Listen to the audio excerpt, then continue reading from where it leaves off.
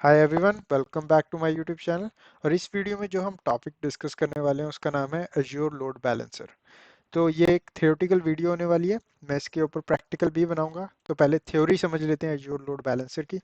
So Azure load balancer is a service that efficiently distribute incoming network traffic across backend servers and resources. तो इसका मतलब क्या है? Azure load balancer क्या करता है? जितना भी इनकमिंग ट्रैफिक है आपके नेटवर्क के अंदर, उसको इक्वल लेवल पे डिस्ट्रीब्यूट कर देगा। आपके पिछले जो सर्वर्स हैं, जो बैकएंड पे सर्वर्स लगे हैं, उनको इक्वल लेवल पे ट्रैफिक को डिस्ट्रीब्यूट कर देगा। तो ये एक तरीके से एज्योर की सर्विस होती है, जिसको हम यूज कर सकते हैं लोड बैलेंस करने के लिए इनकमिंग ट्रैफिक को। ठीक है। लोड बैलेंसर आपको हाई अवेलेबिलिटी भी प्रोवाइड करता है और नेटवर्क परफॉर्मेंस भी प्रोवाइड करता है आपके एप्लीकेशंस को। इसको हम कुछ इस तरीके से समझ सकते हैं कि फॉर एग्जांपल आपके पास दो वर्चुअल मशीन्स हैं और दोनों सेम वेबसाइट को सपोर्ट कर रही हैं। ये सेम वेबसाइट को सपोर्ट कर रही हैं जो आपने पब्लिकली अवेलेबल की हुई हैं। और आपने दो वर्चुअल मशीन्स इसलिए बनाई हैं ताकि आपका जो वेबसाइट है उसको हाई अवेलेबिलिटी मिले। इन केस अगर आपकी एक वर्चुअल मशीन डाउन हो जाए, you still have another virtual machine to provide your website, right? तो अब आप क्या चाहते हो? अब आप चाहते हो कि आपका जितने भी इंटरनेट के यूजर्स हैं, जितने भी यूजर इस मशीन्स को या वेबसाइट को एक्सेस करें, उसका ट्रैफिक इक्वल लेवल पे डिस्ट्रीब्यूट हो। मतलब कि अगर दो यूजर्स एक्सेस कर रहे हैं तो एक यूजर इस मशीन से एक्सेस करे और दूसरा यूजर इससे एक्सेस करे। तो ये जो है, इसको हम सक्सेसफुल बना सकते हैं with the help of azure load balancer. तो चलिए नेक्स्ट स्लाइड में चलते हैं। तो जब हम लोड बैलेंसर को कॉन्फ़िगर करते हैं, तो अब आपको पता लग गया होगा कि लोड बैलेंसर क्यों यूज़ करते हैं हम। तो जब भी हम लोड बैलेंसर को कॉन्फ़िगर करते हैं तो हमारे को कुछ कंपोनेंट्स होते हैं जिनका हमको ध्यान रखना पड़ता है। तो यहाँ पे आपको चार कंपोनेंट्स होते हैं जो आपको कॉन्फ़िगर करने पड़ते हैं जब आप लोड बैलेंसर कॉन्फ़िगर करते हो। तो पहला होता है आपका front end IP configuration. Front end IP configuration आपको कॉन्फ़िगर करनी पड़ती है अपने लोड बैलेंसर पे। दूसरा आपका हेल्थ प्रोब कॉन्फ़िगर करना पड़ता है आपको। फिर आपको कुछ रूल्स बनाने पड़ते हैं और आपको एक बैकएंड पूल कॉन्फ़िगर करना पड़ता है। तो इसको यहाँ पे हम डायग्राम से समझते हैं। तो यहाँ मैंने इस लोड बैलेंसर को इस पोर्शन में डिवाइड किया है। तो आपका लोड बैलेंसर कुछ ऐसा दिखेगा अगर आप लोड बैलेंसर के अंदर घुस के देखोगे एक्चुअल में। तो आपका लोड बैलेंसर कुछ ऐसा दिखता है, जिसके अंदर आपका बैकएंड पूल होगा। बैकएंड पूल मतलब कि जो आपके सर्वर्स हैं जिन पे आप ट्रैफिक लोड बैलेंस करना चाहते हो, तो वो होता है आपका बैकएंड पूल। ठीक है। तो यहाँ पे आपके कुछ सर्वर्स हैं जिन पे आप ट्रैफिक लोड बैलेंस करना चाहते हो। ठीक है। फिर आप क्या करते हो? आप इस लोड बैलेंसर के ऊपर फ्रंट एंड कॉन्फ़िगरेशन करते हो। तो फ्रंट एंड कॉन्फ़िगरेशन होती है मतलब कि आप इस लोड बैलेंसर को एक आईपी एड्रेस डिफाइन करते हो, ताकि जितने भी यूजर्स हैं आपके, जब इन मशीन्स पे कनेक्ट करें, वो इस आईपी एड्रेस को यूज करके कनेक्ट करें। मतलब कि वो इन मशीन्स को डायरेक्टली नहीं कनेक्ट करेंगे। वो क्या करेंगे? वो जो लोड बैलेंसर का फ्रंट एंड आईपी एड्रेस होगा उस पे कनेक्ट करेंगे, या फिर फ्रंट एंड के आईपी एड्रेस के साथ जो डीएनएस नेम होगा उसको यूज करके कनेक्ट करेंगे। फिर आपका लोड बैलेंस किया जाएगा ट्रैफिक। तो हमको सबसे पहले क्या करना पड़ता है? हमको सबसे पहले आईपी कॉन्फ़िगरेशन करनी पड़ती है फ्रंट एंड पे अपने लोड बैलेंस के। सेकंड होता है हेल्थ प्रूफ। तो हेल्थ प्रूफ क्या होता है? अब जैसे कि हमने बात की कि बैकएंड पूल के अंदर हम सर्वर्स डालते हैं, राइट, जिनके ऊपर हम ट्रैफिक फिल्टर वो करने वाले हैं, लोड बैलेंस करने वाले हैं।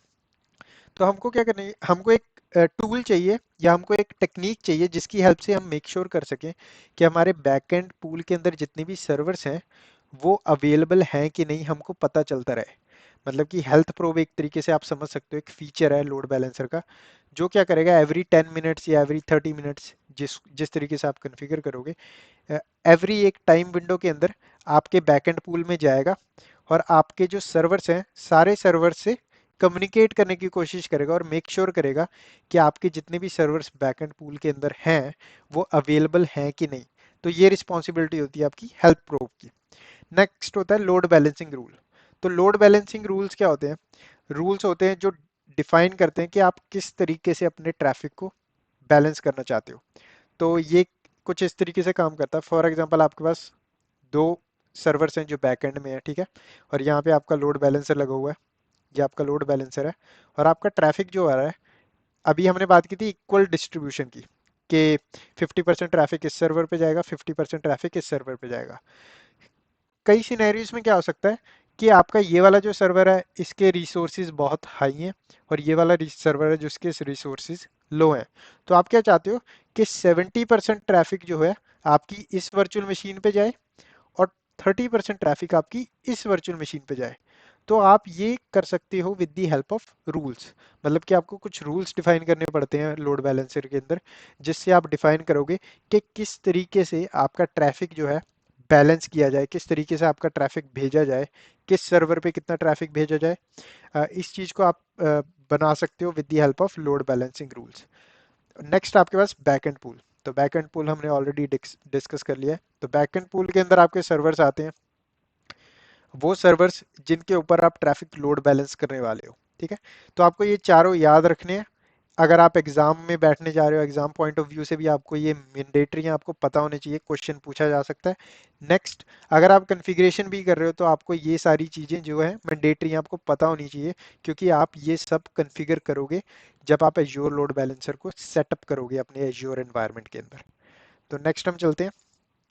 नेक्स्ट है, अब हमने समझ लिया कि एज्योर लोड बैलेंसर को कॉन्फ़िगर कैसे करते हैं थ्योरेटिकली, और हमने देख लिया एज्योर बैलेंसर की ज़रूरत क्यों है। तो हमारे पास एज्योर लोड बैलेंसर में दो एसकेयू आते हैं। एसकेयू से आप समझ सकते हो, दो फीचर्स आते हैं हमारे पास। एक होता है बेसिक फीचर वाला लोड बैलेंसर और एक होता है हमारे पास स्टैंडर्ड फीचर वाला लोड बैलेंसर। ठीक है, तो बेसिक फीचर वाला जो लोड बैलेंसर होता है ये फ्री होता है। मतलब इसकी आपको कोई कॉस्ट नहीं पे करनी पड़ती है एज्योर को। आपको सिर्फ कॉस्ट पे करनी पड़ेगी जो आपके बैकएंड पूल के अंदर सर्वर्स हैं उनकी। तो आपको इस लोड, अगर आप बेसिक एसकेयू वाला लोड बैलेंसर यूज करोगे एज्योर में, तो ये बिल्कुल फ्री है। पर इसके साथ कुछ डिसएडवांटेजेस है, मतलब इसके अंदर आपको सारे फीचर्स नहीं मिलेंगे। जैसे कि आपको बेसिक एसकेयू में सिर्फ एच और टीसीपी का सपोर्ट मिलता है। मतलब कि आप सिर्फ वही वेबसाइट्स को लोड बैलेंस कर सकते हो जो एचटीटीपी ट्रैफिक सपोर्ट करती हैं एंड टीसीपी ट्रैफिक सपोर्ट करती हैं, टीसीपी प्रोटोकॉल सपोर्ट करती हैं। पर स्टैंडर्ड के अंदर क्या होता है, स्टैंडर्ड के अंदर आपको H T T P S भी मिलता है, एच टी टी पी भी मिलता है और टी सी पी भी मिलता है। तो स्टैंडर्ड की कुछ फीस होती है जो आपको पे करनी पड़ती है जब आप स्टैंडर्ड लोड बैलेंसर का एसक्यू कॉन्फ़िगर करते हो। ठीक है, नेक्स्ट आपके पास अवेलेबिलिटी जोन। तो बेसिक एसक्यू के अंदर आपको कोई अवेलेबिलिटी नहीं मिलती। मतलब आप रिस्क पे होते हो कि अगर आपकी लोड बैलेंसर क्या है, लोड बैलेंसर एक तरीके से वर्चुअल मशीन ही है जो बैकएंड में एज्योर के डाटा सेंटर में रन हो रही है। मतलब कि एक वर्चुअल मशीन है जिसके ऊपर लोड बैलेंसर सर्विस चल रही है, जैसे एज्योर वेब ऐप पे होता है, राइट। एज्योर वेब ऐप में आपको सिर्फ वेब ऐप दिखता है, पर बैकएंड में एक्चुअल में ये वेब ऐप किसी मशीन पे रन कर रहा है। सिमिलर सिनेरियो में आपका जो लोड बैलेंसर है ये भी किसी वर्चुअल मशीन के ऊपर ही रन कर रहा है। ठीक है, तो आपको मेक श्योर करना पड़ेगा कि आपकी वर्चुअल मशीन जो है वो आप हो जिसके ऊपर लोड बैलेंसर चल रहा है, ताकि आपकी जो लोड बैलेंसर है वो अवेलेबल रहे हर टाइम, राइट। तो बेसिक एसक्यू के अंदर आपको अवेलेबिलिटी नहीं मिलती, पर स्टैंडर्ड एसक्यू में आपको मिल जाएगी जोन रिडंडेंसी या फिर zone front end for inbound and outbound traffic. मतलब आप इनबाउंड को भी, इनबाउंड ट्रैफिक को भी वो कर सकते हो, लोड बैलेंस कर सकते हो, आउटबाउंड को भी कर सकते हो, एंड रिडंडेंसी भी क्रिएट कर सकते हो उनके लिए अगर आप स्टैंडर्ड यूज करते हो तो। नेक्स्ट आपके पास मल्टीपल फ्रंट एंड्स। तो मल्टीपल फ्रंट एंड से हमारा मतलब ये है, जैसे बेसिक के अंदर आपको इनबाउंड ओनली है, मतलब कि आप इंटरनेट से ट्रैफिक को रिसीव करने के लिए ही लोड बैलेंसर को सेटअप कर सकते हो अगर आप बेसिक एसकेयू सेटअप कर रहे हो। इनबाउंड एंड आउटबाउंड आपको मिलता है स्टैंडर्ड के अंदर, मतलब कि आप दोनों वेज में ट्रैफिक को लोड बैलेंस कर पाओगे। मतलब कि अगर जो ट्रैफिक इंटरनेट से आ रहा है आपकी बैकएंड पूल में उसको भी, और जो ट्रैफिक इंटरनल नेटवर्क से बाहर जा रहा है उसको भी, उसको भी आप लोड बैलेंस कर सकते हो। तो it supports both inbound and outbound load balancing अगर आप स्टैंडर्ड एसक्यू यूज करते हो। नेक्स्ट आपके पास सिक्योरिटी। तो सिक्योरिटी के अंदर सबसे पहला था ओपन बाय डिफॉल्ट, मतलब कि इसमें कोई भी रिस्ट्रिक्शन नहीं होती। सारा का सारा ट्रैफिक जो भी है आपका अलाउड होता है इंटरनेट से, मतलब कि ओपन होता है, इसमें कोई सिक्योरिटी नहीं लगी होती अगर आप बेसिक यूज करते हो। नेक्स्ट है कंट्रोल किया जाता है इसमें सारा ट्रैफिक। अगर आप सिक्योरिटी लगाना चाहते हो तो with the help of network security group आप सारा ट्रैफिक को कंट्रोल कर सकते हो, फिल्टर कर सकते हो। पर स्टैंडर्ड एसक्यू के अंदर सबसे पहले तो आपको ये फीचर मिलता है, closed to inbound flows unless allowed by NSG. मतलब कि क्लोज टू इनबाउंड फ्लोज, मतलब कि फॉर एग्जांपल ये आपका लोड बैलेंसर है और ये आपके बैकएंड सर्वर्स हैं, तो जितना भी ट्रैफिक इनबाउंड आएगा इस ये सारा डिनाइड होता है बाय डिफॉल्ट, अनटिल अनलेस आप एनएसजी के अंदर रूल लगा के अलाउ ना करो। तो जैसे कि ये वाला बाय डिफॉल्ट अलाउड है, बाय डिफॉल्ट सारा ट्रैफिक अलाउड है इसके अंदर, तो ये रिस्की है।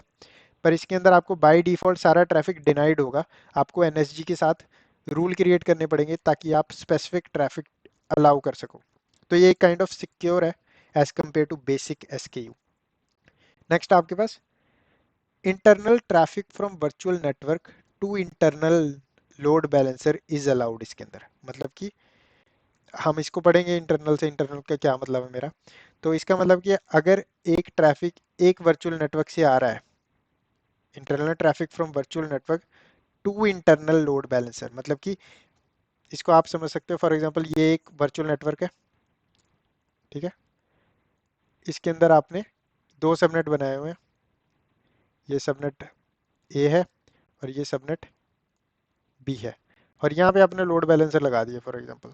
जो यहाँ से ट्रैफिक इधर जा रहा है, तो इंटरनल टू इंटरनल जो आपका ट्रैफिक होगा, मतलब आप बाहर नहीं जा रहे, आप सेम वर्चुअल नेटवर्क के अंदर ही कम्युनिकेशन कर रहे हो, ठीक है। तो ये जो ट्रैफिक होगा लोड बैलेंसिंग का, ये सारा अलाउड होता है इसके अंदर, पर ये चीज आपको बेसिक के अंदर नहीं मिलेगी, ठीक है। तो ये डिफरेंस आपका बेसिक एंड स्टैंडर्ड एसकेयू के अंदर, जब आप लोड बैलेंसर्स की बात करते हो, स्पेसिफिकली एज्योर लोड बैलेंसर्स की बात करते हो, तो आपको ये सारे एसकेयू ध्यान में होने चाहिए। एग्जाम पॉइंट ऑफ व्यू से तो आपको सीरियसली आपको ये सारे फीचर्स पता होने चाहिए। तो चलिए नेक्स्ट स्लाइड में चलते हैं। नेक्स्ट आपके पास टाइप्स ऑफ लोड बैलेंसर। तो हमारे पास दो टाइप के लोड बैलेंसर मिल जाते हैं हमको, एक होता है पब्लिक लोड बैलेंसर और एक होता है इंटरनल लोड बैलेंसर। तो पब्लिक लोड बैलेंसर कुछ ऐसा हो सकता है, फॉर एग्जांपल आपका ये बैकएंड पूल है, इसके अंदर आपने दो सर्वर लगाए हुए हैं और दोनों सेम वेबसाइट सपोर्ट कर रहे हैं, शर्मा IT.com को, ठीक है। अब आपने दो वेब सर्वर इसलिए लगाए हैं ताकि आपको हाई अवेलेबिलिटी मिले। फिर आपने अब क्या करना है, मेक श्योर कि आपका जितना भी ट्रैफिक आए दोनों मशीन्स पे इक्वली डिस्ट्रीब्यूट हो जाए। तो आपने क्या किया, आपने एज्योर लोड बैलेंसर कन्फिगर कर दिया, ठीक है, आपने एज्योर लोड बैलेंसर कन्फिगर कर दिया और आपका ट्रैफिक इक्वली डिस्ट्रीब्यूट हो रहा है, ठीक है। अब आपका ये जो मशीन्स होंगी इनको प्राइवेट आईपी एड्रेस मिलेगा, मतलब इनको कोई पब्लिक आईपी एड्रेस नहीं होगा। आपकी इंटरनेट से कोई भी आपकी मशीन को इंटरनेट से डायरेक्टली एक्सेस नहीं कर सकता। तो आप क्या करते हो, आप इसको एक पब्लिक आईपी एड्रेस दे देते हो।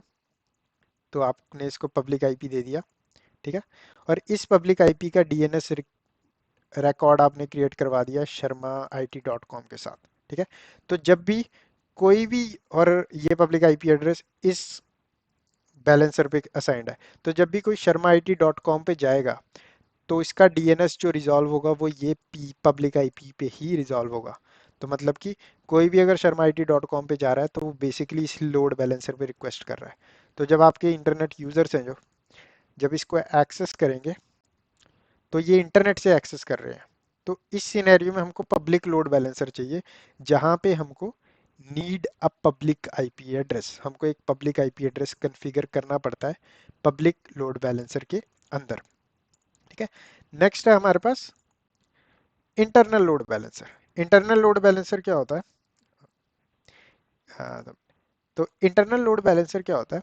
तो इंटरनल लोड बैलेंसर के अंदर आपको हो सकता है, फॉर एग्जांपल आपका इंटरनल कोई सर्विस लोड है, फॉर एग्जांपल आपकी बहुत बड़ी कंपनी है, राइट।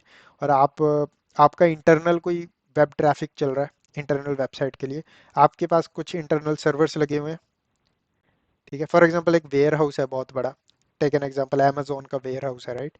अमेजोन के वेयर हाउस में डेली बेसिस पे कितने प्रोडक्ट्स आते हैं, तो आपको सारे प्रोडक्ट्स की एंट्री करनी पड़ती है कंप्यूटर्स के अंदर।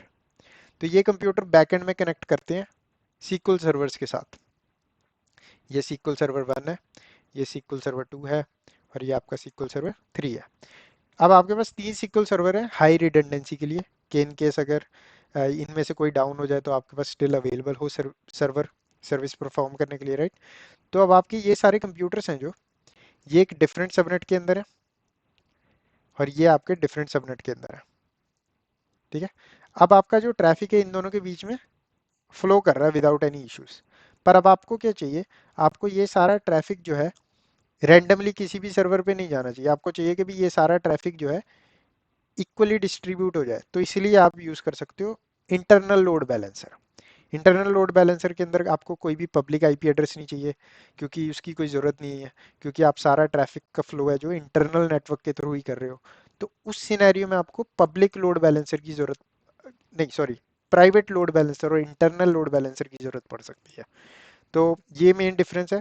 पर आप मोस्ट सिनेरियोस में अगर देखोगे तो आपको पब्लिक लोड बैलेंसर ज़्यादा यूज़ में आएगा।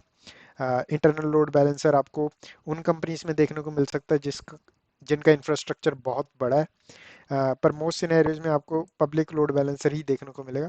पर आपको पता होना चाहिए कि आपके पास एक इंटरनल लोड बैलेंसर की भी सर्विस मौजूद होती है। और अगर मैं आपको बैक स्लाइड में लेके जाऊं और यहाँ पे अगर मैं दिखाऊं, तो जैसे कि हमने देखा, आपका जो इंटरनल लोड बैलेंसर है ना, ये सिर्फ आपका स्टैंडर्ड एसकेयू के अंदर ही सपोर्टेड होता है। तो अगर आप बेसिक एसकेयू यूज़ कर रहे हो और इंटरनल लोड बैलेंसर क्रिएट करना चाहते हो तो ये पॉसिबल नहीं है, आपको स्टैंडर्ड एसकेयू यूज़ करना पड़ेगा लोड बैलेंसर के लिए। ठीक है, तो नेक्स्ट चलते हैं, बेसिक सिनेरियो देख लेते हैं। बेसिक एग्जांपल, ये पब्लिक लोड बैलेंसर का एग्जांपल हो सकता है। पब्लिक लोड बैलेंसर, ठीक है, ये पब्लिक लोड बैलेंसर का एग्जांपल हो सकता है जहाँ पे आपकी वेब सर्वर्स हैं जो सेम वेबसाइट सपोर्ट कर रहे हैं। ठीक है, ये आपकी सेम वेबसाइट दे रहे हैं, वेबसाइट web.com फॉर एग्जांपल। ठीक है, तो अब आपका जितना भी ट्रैफिक है आपको इक्वली डिस्ट्रीब्यूट करना है, या फिर आपको कुछ इस तरीके से डिस्ट्रीब्यूट करना है कि 50% ट्रैफिक इस पे आए, 40% ट्रैफिक इस पे आए और 10% ट्रैफिक इस पे आए। तो आप क्या करोगे, आप एक लोड बैलेंसर कॉन्फ़िगर करोगे जिसके अंदर आप रूल्स डिफाइन करोगे, और रूल्स के अंदर आप बता दो कि भी 50% ट्रैफिक इसके ऊपर भेज दिया जाए, 40 इसके ऊपर और 10 इसके ऊपर। इस तरीके से आप लोड बैलेंसर कॉन्फ़िगर करोगे। यहाँ पे आप दे दोगे पब्लिक आईपी एड्रेस, क्योंकि ये पब्लिक लोड बैलेंसर कॉन्फ़िगर कर रहे हो, और इस पब्लिक आईपी एड्रेस को आप डीएनएस रिकॉर्ड के साथ असाइन कर दोगे जो आपकी वेबसाइट का रिकॉर्ड है, web.com। जब भी यूजर्स web.com पे जाएंगे तो वो सारी रिक्वेस्ट इस पब्लिक आईपी एड्रेस पे रीडायरेक्ट हो जाएगी जो कि असाइंड है पब्लिक इस लोड बैलेंसर पे, और आपका सारा traffic based on these rules distribute कर दिया जाएगा। और इसके बीच में एक हेल्थ प्रूफ भी लगा होगा, health proof, right. Health proof का काम क्या है, हेल्थ प्रूफ का काम है मेक श्योर करना कि ये सारे जो वेब सर्वर्स हैं ये अवेलेबल हैं कि नहीं। इन केस अगर ये वाला सर्वर डाउन हो जाए तो इस लोड बैलेंसर सर्विस को कैसे पता चलेगा कि आपके पास सिर्फ दो ही सर्वर्स बचे हैं with the help of health proof. ठीक है, तो ये होता है आपका एज्योर लोड बैलेंसर। ऐसे एज्योर लोड बैलेंसर काम करता है, आपको इतना ही समझने की जरूरत है।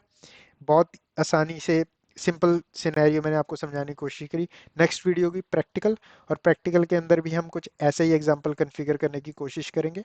तो मैं मिलता हूँ आपको नेक्स्ट वीडियो में। इस वीडियो को लाइक करें, चैनल को सब्सक्राइब करना ना भूलें। मिलते हैं आपको नेक्स्ट पार्ट में।